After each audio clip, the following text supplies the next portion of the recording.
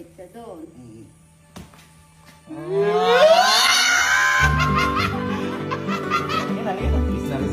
Kiss na, mama.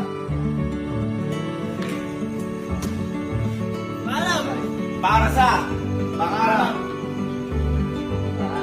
So today is a very sad day, but at the same time, happy day din. Dahil ito ay para sa pangarap. Dahil ngayong araw po, sasampa na po muna ng barko yung bunso namin si Chelsea. Hindi makaano. Hindi makaano.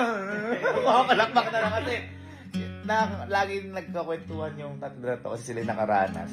Mahirap talaga sa barko. Kaya saludo po sa lahat ng mga seafarer dyan, sa mga seaman, seawomen, sa lahat-lahat po ng nasa field ng nasa marine industry. Kaya boy, di talaga